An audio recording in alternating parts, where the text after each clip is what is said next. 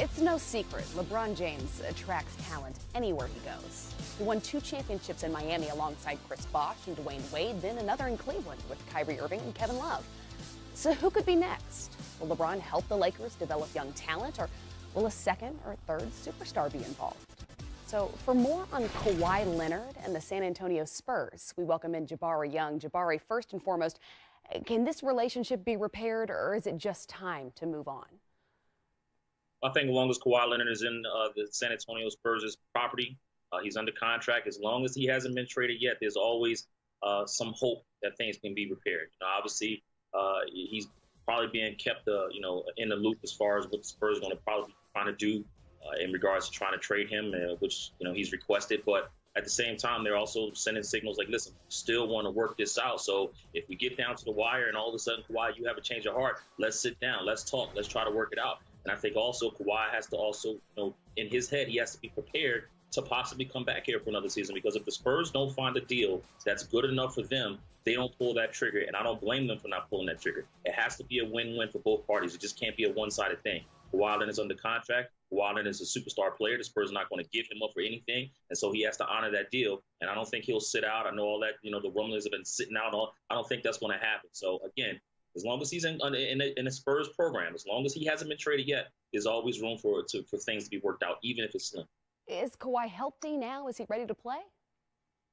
Well, I've been told he's about 96, 97%, and that was about last month when I was told that. So believe me, when training camp comes around, I believe Kawhi Leonard is going to be 100%. Again, I don't see him sitting out. I don't think he'll use that tactic to do that. It will diminish his value significantly, and he understands that. So I don't think that's the case at all, unless the injury is that bad again. And then if it's that bad, then also you diminish your value, and also people start to look at this and say, wait a minute, maybe the Spurs were smart to not give him that max contract. Maybe the people were smart to not give up all these assets. So again, I don't think Kawhi uses that. I think he will be 100% come training camp with any team that he's with. Did LeBron's decision change anything about the Spurs' plans for Kawhi? Well, I mean, listen, the Spurs, they have to do business. LeBron can be anywhere he wants to be, but again, they have to do business, and that business has to be a package. It has to be assets they're going to smile at and say, okay, we're fine. We're giving you Kawhi Leonard. This isn't a cheap guy. This isn't no scrub. He's two-time defensive NBA Finals MVP, can go get you 20 to 30 one way and then go back and try to shut down your best player the other way. I'm not giving him up for free on the Spurs. Again, I don't blame them. But at the same time, Kawhi Leonard, if he's not traded, you got to show up to training camp. You got to be ready to play despite the circumstances. So why do this deal now? Why not wait until the trade deadline? Well, to bring him back, and listen, I want the man back. I love covering great players. But to bring him back, the awkwardness, I think, is what you have. I mean, you got a guy that's going to show up in the locker room, and will his teammates fully embrace him? And knowing that he really wants out. How will the fans be? Will they be as receptive? And right now in San Antonio, that does not seem to be the case.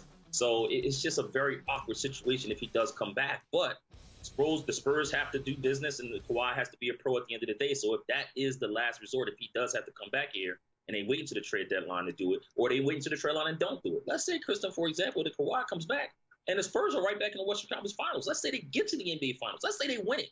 If you're Kawhi Leonard, do you walk away from a championship team once again? Do you leave that? And I think that maybe they're in the back of the Spurs' minds. They're thinking about that too. And Kawhi Leonard, I mean, that's going to be something else to walk away from. If they win an NBA championship, not saying that that's possible, not saying it's impossible, but guess what? The roster's still being built as if they're trying to compete. And if they're doing it that way, maybe they're figuring, listen, we might go one more year with Kawhi Leonard and fold, and then we'll force him to make that decision come the end of next season. Great insight, as always. You guys can follow Jabari Spurs coverage at Jabari J. Young on social media. Thanks again. Bye, Chris. And another coveted asset, DeMarcus Cousins, as Boogie joins an elite list of just 7 in NBA history to average 25 points, 12 rebounds, and 5 assists in a single season. Where do you think that he could end up? Could he be the next piece in purple and gold? He could be. And first of all, just to look at him, Coach and Kristen, here's a player that I keep watching and saying he could have played back in the 90s on the block and been one of the best big men. He can step out at mid-range. He's still in the top 3 or 4 at that size being able to play. He can step out here. He's still in the upper echelon of bigs. Then he can rebound. Then he's a little nasty. He likes to play. I think for DeMarcus Cousins, I don't think we'll ever talk about his talent, his lack of talent. I think it comes down to now, coach, for me is a fit for DeMarcus Cousins, and the question is his injury. Other than that, everything else checks the box for DeMarcus Cousins, in my opinion. Do you think that maybe the Pelicans did enough, similar to Paul George with the Thunder? Do you think that they've shown him enough about what could be possible in New Orleans to see him back there? From their standpoint, obviously you hope that they did, and he has that same interest of going back to the team where they were starting to achieve some success, where the fan base got behind them, and then, you know, the terrible injury takes place. But to a certain extent, isn't this almost similar to the Kawhi situation? That are there some teams out there that are saying, I don't know if I'm ready to buy in yet. I want to see you go out and play. The one difference is people are expecting Kawhi to start the season out. First game, they expect him in uniform.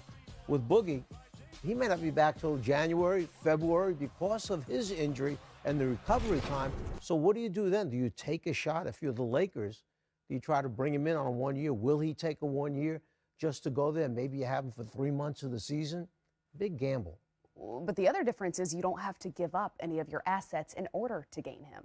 You have time to wait. If you're the Lakers right now, you have a commitment from LeBron James, Right, the greatest of the generation, who's willing to sign a long-term deal to help develop young talent. Why not take that gamble? You know, I think if he was healthy, the Lakers would have took that gamble. I think it comes down to, just like Coach said, you want to get a chance to see, does he fit long-term? And if you offer him a 1 year deal, if I'm DeMarcus Cousins and his representative, I don't want to take a short-term deal, Coach. Obviously, I'm trying to let people know I'm healthy. I will be healthy. I'm still DeMarcus Cousins. But if you're the Lakers organization, or any organization right now, other than the Pelicans, do you take that chance? Because I don't know if the Pelicans are able to acquire those type of free agents that the Lakers will be. Smitty, let me throw this out at you, something that Dave Griffin mentioned yesterday.